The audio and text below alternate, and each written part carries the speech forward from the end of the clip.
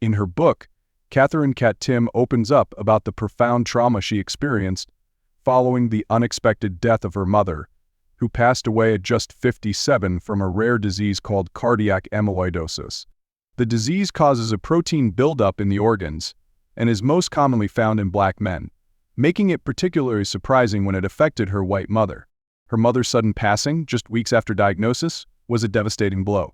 But the grief she experienced was compounded by a sense of isolation, as people around her seemed unsure of how to approach her, often saying the wrong things in an attempt to comfort her. Timpf found herself frustrated by these attempts, particularly comments like, "At least you got to say goodbye," which she felt were unhelpful and insensitive, especially considering how unpredictable death can be. Through her grief, Timpf found solace in humor, both personally and through her mother, who humorously acknowledged her impending death. Timpf discusses how the act of joking about such a painful subject helped her process the grief, something she felt others couldn't understand or accept. She reflects on the reactions she received when, after her first Mother's Day without her mom, she posted a light-hearted photo of her laundry basket on Instagram instead of participating in the typical brunch celebrations. Some people took offense, accusing her of being disrespectful. Timpf defended herself, explaining that those who didn't know her mother or understand her way of coping had no right to judge her grieving process. She emphasizes that the societal standards for speech around grief, designed to protect the grieving, often do more harm than good by imposing unnecessary decorum on people's pain.